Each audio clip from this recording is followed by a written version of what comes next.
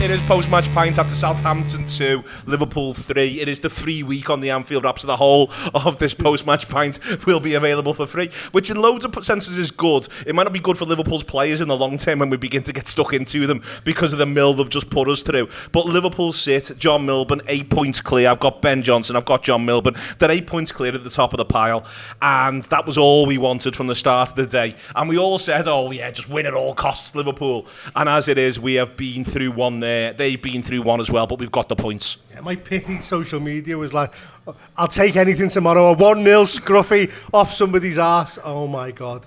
That was an absolute gamut of emotions that today. And there was so many Liverpool players who were so far off what you expected them. The commentary team wants to point out, I think about 47 times during the game, that one team here is top of the league and one here is bottom of the league, and they were indistinguishable for long parts of that game. I think there was so many players who you could call out for a score. Everyone had a bad 20. Everyone has a 20 when they're not involved. Everyone has a bad 20. Everyone. So Salah scores 2 great goals, but there's long stretches of the game where he's not involved. And Salah's a genius, and we fucking love him to pieces. And it's amazing when he takes his top off because he knows what it means. So we can do that in a minute. But Salah's there, but Salah has 20 when he's just not involved. That goes all the way through to Konate's first half. Konate has the worst 20 he's had since Goodison Park, if we're honest about it, John. We've been praising these centre-halves all season, but you've gone... Konate's the best centre-half in the league, and then he's got the next best centre-half. The two of them have had an absolutely imperious season, and today it was like fucking Space Jam where the aliens come and take the skill away from them, and the two of them, we had Van Dijk fucking doing back heels that led to their goal, didn't it, in the end? Just absolute crazy stuff. But yeah, you're right. I don't think any player comes away unscathed from criticism. I think you could do 20 minutes on every single one of them if you wanted to. But you mentioned Salah, and Craig turned up, I think, on about 50 minutes, 55 minutes. Said Salah's not at the tap here. He'll fucking score 2. They couldn't, and there we go. And that's what he does. And look, he takes his top off because he thinks this is about winning the league. You know, it's as simple as that. Gerrard did it at Fulham going all the way back to 13-14. You've seen Salah do it before. What I quite like is if by sort of mid-January he's getting a ban for 5 yellows, because I think it'll mean we're 15 points clear or something, if you see what I mean. He knows what it means. He knows what it's about. He's great for the first goal. The penalty's a belting penalty because their keeper's a big lad and he goes the right way. And in the end, you've just got to end up saying, well, Mo Salah's done the absolute business Liverpool needed him to do. Yeah, exactly. Liverpool needed someone to get them out of shit. They managed, they dragged themselves into a game when they had no right to be in a game. They're terrible at 1-0. Southampton are fucking shite, frankly. The crap. And Liverpool managed to make them look half decent and half dangerous, and it was insane. The defending was abysmal throughout the game. The defending for the first goal was shocking. Robertson for the first, whether you think it's a pen or not, is irrelevant. His defending is appalling. He's square, he's fucking flat-footed. Where's he going? He's going down. What's he going to do if he goes past you? He's fucking on the byline. He's going away from goal. You've got Gravenberch jockeying him. What do you think he's going to do? It's awful defending. But, you've got to give them credit because some of the players turned up and the substitutions I thought were obvious, but also, I'd have took Núñez off, but that's a separate matter. But also, McAllister, as soon as McAllister comes on the pitch, everyone starts behaving like grown-ups a little bit. As opposed to a gang of fucking bellends just running around like it's fucking the home second alone. Goal, their second goal is it's York. mad how everyone runs after the ball. Just someone hold the shape, for fuck's sake. There's 2 rounders guns. What do you think he's going to do? Everyone runs after the ball. It's so naive. They were so naive. I just think the wind got to them. I'm obsessed with winds. I think it's fucking weird, but. When it's windy, when it's windy, the crime stats go up. Yeah. That's a fact for you. Crime stats go up when it's windy because it sends people fucking crazy. All crime, or? Yeah, but also I'm making this bit up now. I'm ad libbing. Oh, for you. But, yeah, me. Passionate crimes go up, and lunatic crimes, right, whatever they are. Uncle Albert has just pulled his face there. He was making that bit up. It's really important. He was making that bit up. But you can The give. core of it's got some. But the core of it grain is a bit of a nugget of truth. You can give your That's defenders. how he does his business, by the way. That's how I do it. It's working well. You can give your defenders a break. Your two centre halves, I think you can give them a break because the deal like that wind is not easy to play in. Can't read the flight of the ball. Can't get your position straight. Blah blah blah. But we were ridiculously like that lad up front for them. You know, God bless him when he fucking went off injured. Oniachu. He was great, right? Until he lost the centre of balance, and then the lower part of his fucking structure, as soon as his balance was off, his limbs just exploded. No wonder he needed the fucking stretcher, mate. As soon as he went off, it was like a fucking. It was like a tower just leaning too much, and it was like, Jesus Christ, this is grim. It was like there's a. When he put dynamite in the bottom of the chimney stacks to get it to go down. Both his knees blew up, his hips blew up, and he was going, I cannot walk because the whole bottom of my structures blew up because I lost my centre of balance. And now I'm fucked. Frank Dibner's done him in the wind. He was, though. He was. I mean, why they haven't been picking him all season's beyond me. He solves tons of problems for them. Brilliant. You think they're shite? I actually think they're quite good between both boxes. The point is, they're terrible in both boxes. And Liverpool made them look really good in our box. Yeah. Or made it look like they could score a goal. When I've watched them this season, I've gone, how do these think they're going to score a goal? How do they think? Well, but their whole plan was, you know, similar to our plan. We'll draw you on, we'll play out past you, and then we're in. Except none of them can pass. And Liverpool somehow managed to find a way to accept all of that, win the ball in their half, and still give them chances to score when they can't fucking pass. And it was lunacy. And yeah, I think we've done well. I think the subs changed the game. I think Mo Salah changed the game. I think the idea that you're going to let Mo Salah leave on a free, if it was me, I'd sell Núñez tomorrow, give Salah Núñez's wages and the fucking money you get from selling Núñez, and keep Salah because he's 5 times the fucking player. Would you pay him in 50s or? If you want to. I've got some, yeah. You've got enough of them. Enough of them, and how the fuck else are you going to get this? You might look into Mo Salah and make the Mo Salah's problem because you fucking made them mine. Anyway, that's one for maybe the end of the show. There is with it, John. Like, you feel, I think the elemental forces today, when John was talking about the wins, actually, the elemental forces today just feel a little bit like Liverpool. They've got the video now. They can look back on everything they did wrong over the course of that game, and we can sort that bit out in the post. But they put themselves eight points clear, and they might not deserve to be 8 points clear after today. You know, Jesus Christ, maybe they could have took points off us at times today rather than just have us end up with 0. But they've got themselves 8 points clear, and the sheer emotional release and relief of that's huge. What I really hope the manager gets a grip of today, because I think there was things that Liverpool were doing there that I know.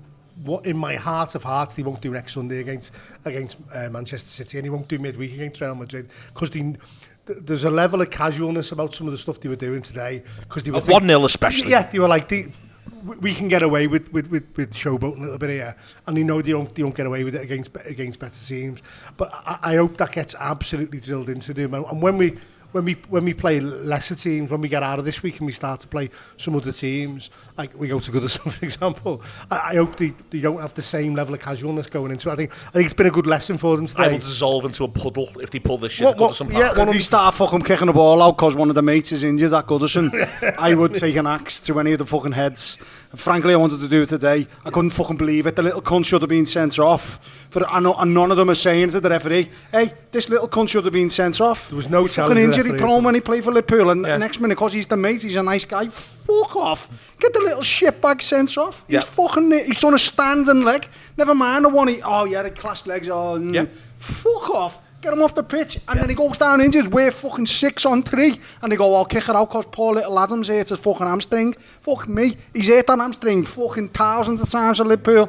He fucking got paid for fucking. He never plays any fucking game. He might be a nice guy. He might be a good player for Liverpool. He's a lovely fella, but fuck it. So what? He's not on ours, and we've fucking got a game to win. We've got a league to win. And he fucking did. He tried to break his fucking leg, whether he tried it or not, whether he meant it or not. It was a cunt tackle. Honestly, Jesus Christ. I could have killed someone when they were kicking the ball out for him. I could have fucking killed someone. There you are. And then they're all bending over saying, you're all right, Dad. How you hurt your hamstring again? Yeah, remember when you done that for us?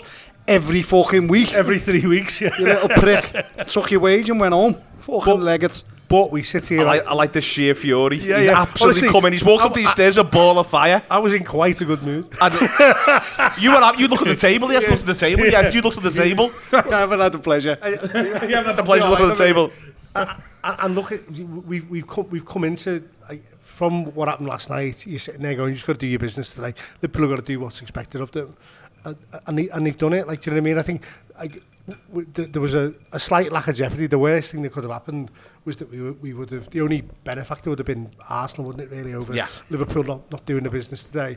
But emotionally for us and emotionally for that group of players, to be dropping points against 20th. Forest and then doing the same against 20th is not the type of thing that champions do. And so hopefully there is some positives to come out of this. My concern in the rounds, I mean, this is very big picture, John, is that I've not been that into us when we've been a goal ahead this season. I think that's my biggest sort of criticism of Liverpool. I think Liverpool have been great in phases, they've been great out of possession, they've done loads of things right, but today's a classic example of you've gone one, you want to go two, and they're there for it, by the way. How you got one was you bullied them.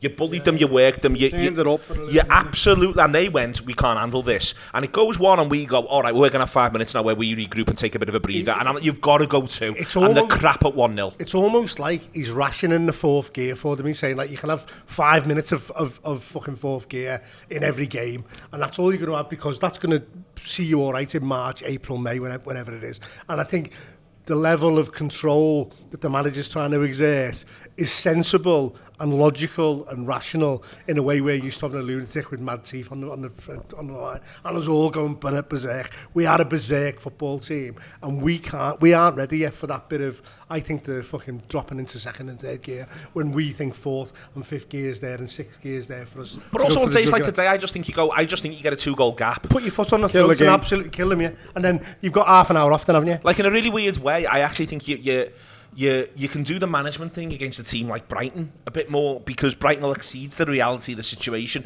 They were at home, the wind's up, they know they're on the telly, they know it's Sunday, you know what I mean? Everyone's up, they've had a couple of little looks, the centre-forward's playing really well. So when you step off at 1-0, John, they get to go, all right, we've got a chance now and we can make a couple of things happen. And then when you begin to make worse and worse decisions, which is actually what happens at 1-0, then you're going to invite yourself into all sorts of bother, into a world of pain. Yeah, and what I can't really get my head around is, like, it was like a collective malaise. There was like bad decisions all over the pitch. I thought physically we didn't look great in terms, and it's where does that lack of urgency come from? Where does that lack of determination come from?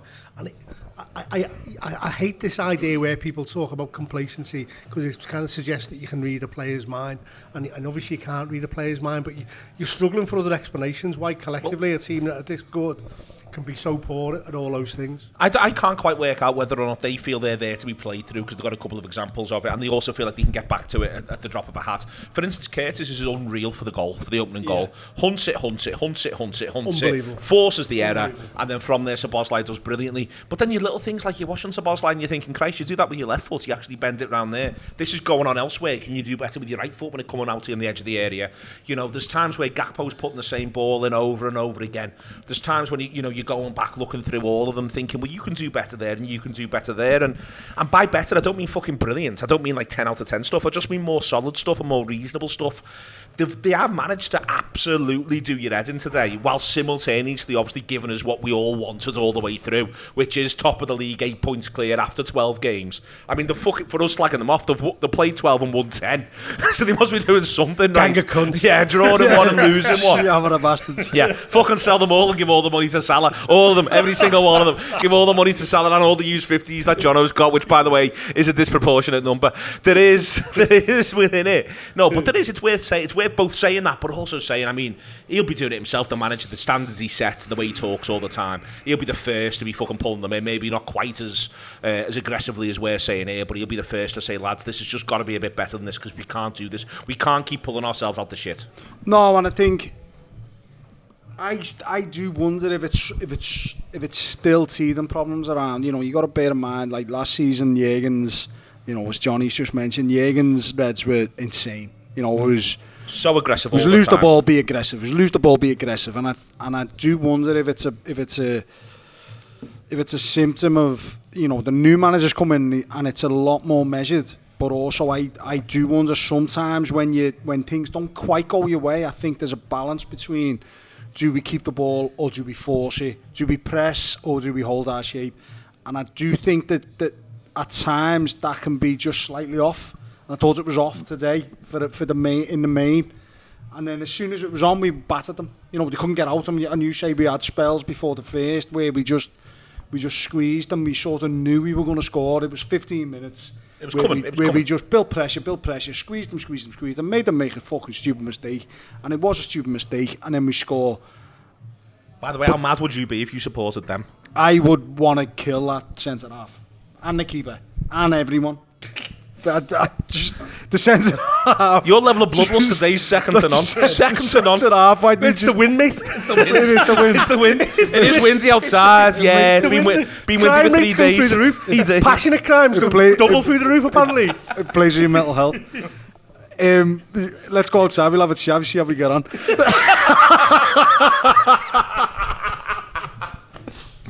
But I do, you know, if you supported them, you'd be livid.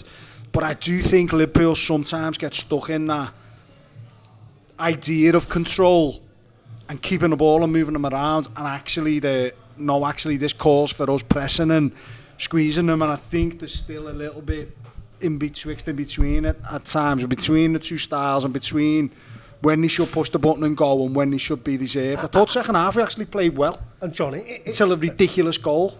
Johnny, in that situation, where do you think that comes from? Do you think that's like pre-programmed, or is there a voice on the pitch saying this? We do this now. Those different styles and different phases, or is it coming from the sideline? Where do you think the kind of instruction for doing the right thing comes from? I almost think it's a bit of both. I think almost Virgil stepping out. I thought first half 1-0 we had it boxed and yet we sat off a little bit, and I thought Virgil was maybe a little bit fucking frustrated with it, so he steps out to try and force something and then it's ridiculous. Yeah. And I think that almost plays, you know, I think it's a bit of both. I think the manager is probably still getting exactly what he wants them to do, and then I think the players are still interpreting what he wants them to do slightly on the go, and it's not quite right. I think there's a little thing where they really back themselves now to defend the lead as a group. So we get everything right and we'll do this. But that's not allowing for random game state, little moments, I think, from time to time. So in this one today, I think there's a really good example of they see that there's an advantage there. They're a mad team. I don't think they are shite. I think they're quite good in that. I think that they might be the 16th best team, but they could do with Let's hope so. Well, but they could do with. But if you add two really good players in, probably one centre half, three really good players, a goalkeeper, a centre half, and a really good forward, one more really good forward, then I think you'd be looking at them going, fucking hell, these could finish 13th, 14th, 15th, 16th. And let's be clear, in this league, that's a good level in this league. That genuinely it is. You know, the manager said before the match about how in the Dutch league, 18th. They haven't got a single player who get into a team that's at the top. Whereas in this league, every team, I think, if you go all the way down, even to the bottom, even including Southampton, there's one or two you take in your squad. So you've got to allow for that. So there's a bit of a thing where I think you've got to allow for, if you give them that moment of encouragement, but also when they are on a bit of a ragged edge, he's picked that big lad up front for a specific reason.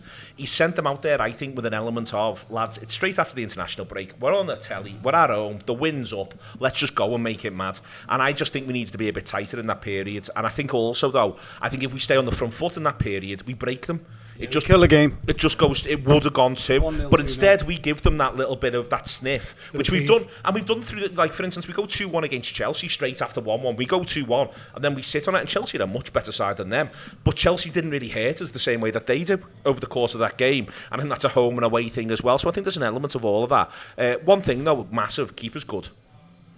You're fucking them all off. The keeper plays really well. Has a really good day. Ours, not theirs.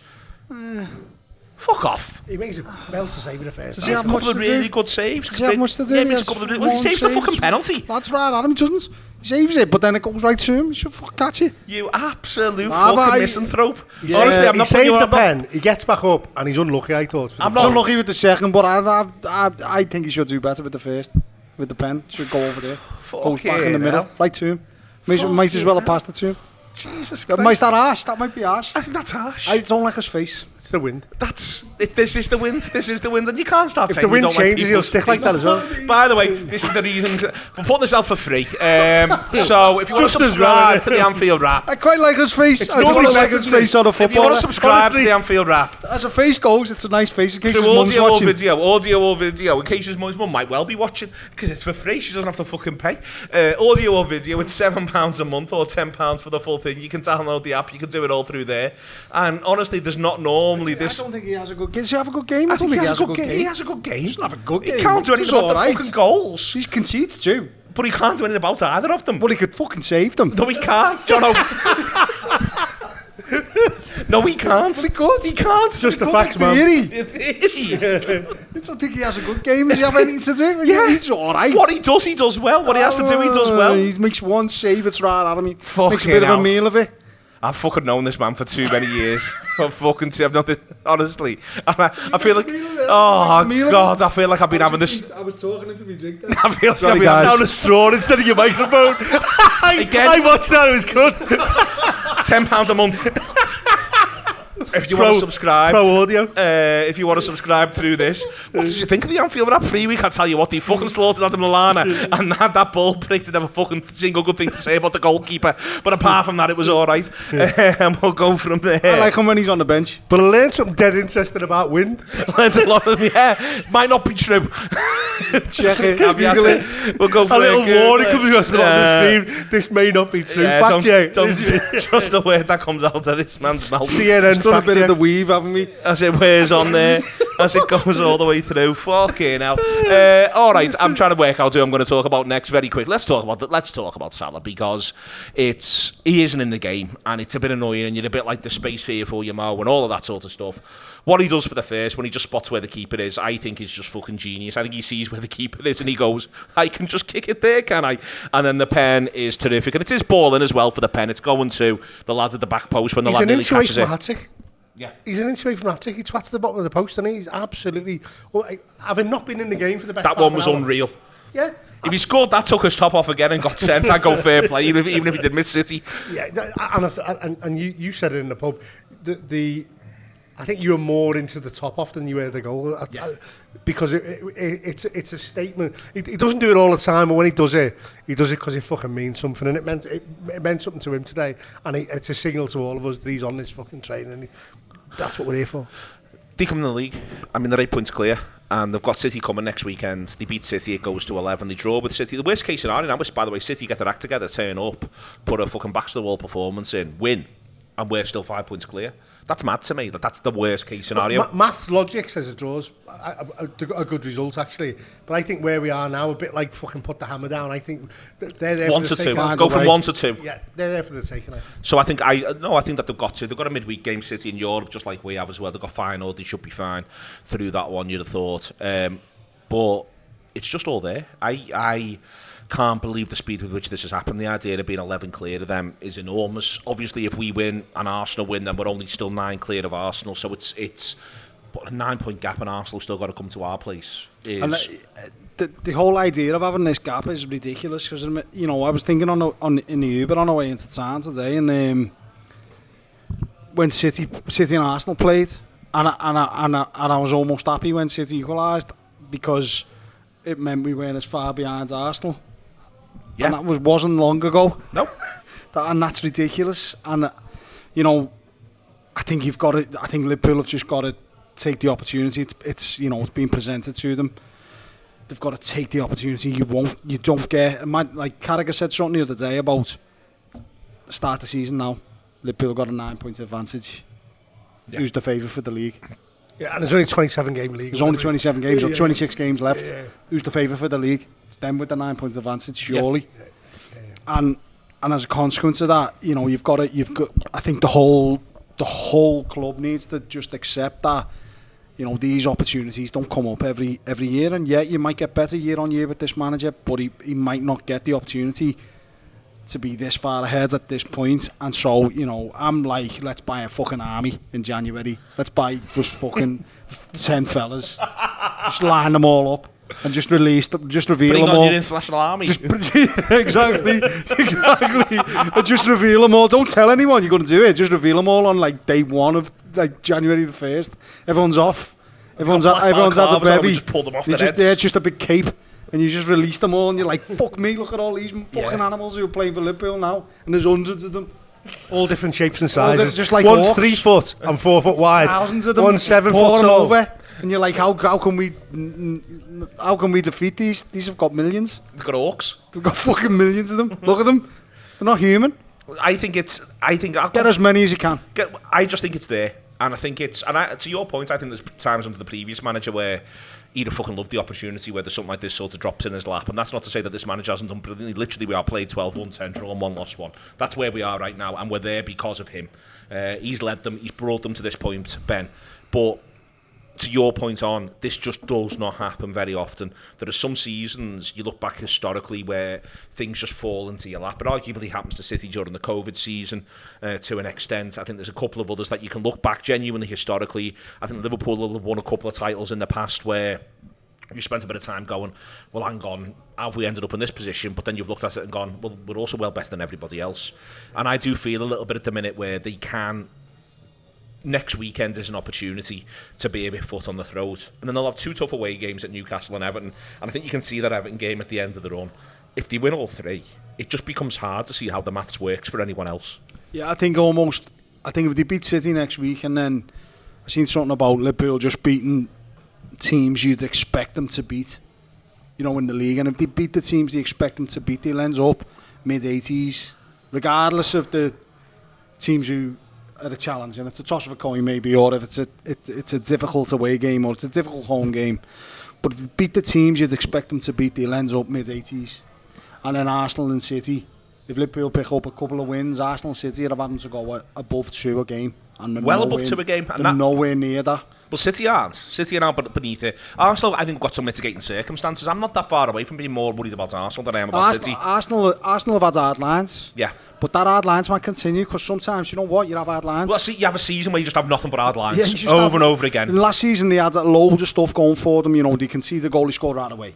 Or, X's best players out injured the day that Arsenal are going to play them. And this season, they've had a lot of... They've been unfortunate. You can't say... You can't argue that. You've been unfortunate. They should have had... They maybe could have scored against Chelsea last week and blah, blah, blah, and blah, blah, blah, and blah, blah, blah. But there's no reason to say that that's going to stop. Sometimes that just fucking carries on. You just have hard lines. I think it was last season or the season before. We did have a great start and we turned it around and challenged for the lead, you know what I mean? And so I still think if you look at City's underlying performance, like even yesterday where they got pumped, the XG was pretty similar to Tottenham's in the end. So I think they've still got the... I wouldn't write City off as not having the capability of putting a run together. They can win at Anfield next week. Yeah. Let's be fucking crystal clear. Of course they can't toss a coin them games. Yeah. They score the first goal and you're fucked. They can win at Anfield next week. And that becomes a catalyst for other things. And all of a sudden the run of the ball goes in their direction. But I do think that from our perspective... we've gone to the wire with this City team multiple times and we've come off second best by the tiniest of tiny margins. I just wonder whether we're a team this is how we win leagues. We streak ahead clear, we kill everybody else's will, and they focus on the Champions League, they focus on the... But just one more thing though, I want to wrap it up, but there's one more thing which I think in that context of this is really important, is what we don't do today, and we've got loads of reasons to, not least because A, the wins, and B, John wants to take an axe to everybody who's involved in the enterprise. What we don't do is feel sorry for ourselves. No. It gets hard today, and Liverpool at no point look around and go, oh well, this isn't fair, and we've had hard lines, and this isn't quite happening for us, and it's not going this way. All the way through, I felt we just kept going and kept going and kept going and kept going, and even at the very end when that fucking Carter's captain of theirs kicked Salah, which by the way I thought was a fucking it's a scandalous tackle. Like, if you manage them, you're furious with them, but it's also just a scandalous tackle. It's the sort of tackle that you don't get anymore in footy, I don't think. Someone should have knocked them out. There you are. I'm blaming the wind. I'm blaming the winds afterwards and say, listen, it's the way it goes. No, I think that they keep going, and they believe, and they back themselves, and they back each other, even when it's not gone well. And they're not looking for excuses. And I saw City against Tottenham, and they're not jogging back. They're not running back. Like, say what you want for their for their goal that goes to, Nunez is sprinting, he's busting a gut to get back. Last night watching City, no one was running back. They get in and no one was running back anymore. And I think that, to me, still is important, John. I think that we look like we're running back. Yeah, and I think you can even hear a little bit in Guardiola's speech. He's almost like fucking, not quite throwing the towel in, but he's fucking he's crying it in, basically saying, like, making all the no one can do 6 in a run, no one can do, and he's the more he says those type of things, the more he's letting his players off the hook. We have a big light display for Rodri. Christ, we miss him. He's good. Yeah. So I think the fact we're so early on in this journey with this new manager, he's still got the right to fuck. He hasn't got the relationship so far yet that he can't afford to fucking call a few of them out and absolutely like tear the strip off them. And I think that they still are all in impress mode. They still want to do a good job for him. I think we've caught a bit of a cold today because I think we've thought we're a little bit further on than we are, and they were a bit shitter than they really are. And I think you'll see a much different team on Wednesday night. But you've also still won. Yeah, and we've still got away with it and won. And you'll see a different team on Wednesday night in a game that I'm not that arsed about, to be brutally honest with you. Sunday, everything for me is about Sunday. I book next Monday off work as well, by the way. What a statement of intent. Like a rater. 100%. Are you in work next Monday? Because you've got to think about what this fucking prick's done here. I was, but I might not be. I just saw one in now on your phone, checking the work calendar. I'm meant to be in Newcastle for 12 o'clock. That's not happening. I might have to get an Uber at about midnight. Midnight Sunday. Direct from town. Yeah. Straight there, rock up. Straight to site. See how you end up. Last thing. What's the favourite? We've watched the favourites for the league today. Yeah? Yeah. They're the favourites, aren't they? Yeah. You excited? Yeah, I think that's why I'm so sort highly of wound strung. up. Yeah, I was watching weather apps, right? This is my mindset, right? I was watching weather apps at fucking 10 bells this morning, going, fuck me. It says it's going to be windy. Look at the notoriously coastal Southampton as well. Just saying to me, babe, going fucking 50 mile an hour gust here, love. And she was going, where? Here. And I was going, no, Southampton. She was like, what are you going on about? So like, fucking hell. Just means the game's gonna be a bit mad, and then I don't know, maybe have they got a big fella? Don't know if they have, but and apparently they have. And then turns out the fucking fella was the biggest of the big fellas. I've never known a lad as big. I couldn't believe it. I liked how when he done that bit on his own box and beat 6 fellas, I was like, someone just kick him in the bollocks, please. What I thought was funny was it wasn't even that he was tall, although obviously that's a big part of it. He was tall, though. He was tall. It was like he was so wide, no one could tackle him. Just fucking kept getting his toes on it, but like the ball would be over there, and he'd be over there, and he'd still win it. You're like, lads, how long are your legs? All of our lads are running around him like he's a 60-metre, like an indoor athletics track, trying to fucking deal with him. It was so fucking ridiculous. And then, so that was me this morning, and so, you know, the answer to the question is, I don't look at the wins when Liverpool is shit. I'm not asked. Do you know what I mean? And I was looking at the fucking wins, thinking, but Jesus Christ, this might have an impact. None of us really expected to be this deep in to a title challenge this early in the season. Fucking hell. Give me a fucking break, do you know what I mean? No break. There isn't a break. No break. Do you know what I mean? This is a 6-month haul from today, isn't it? John Milburn, Ben Johnson, no one expected to be looking at the win this early, and yet this is where we find ourselves. £10 a month.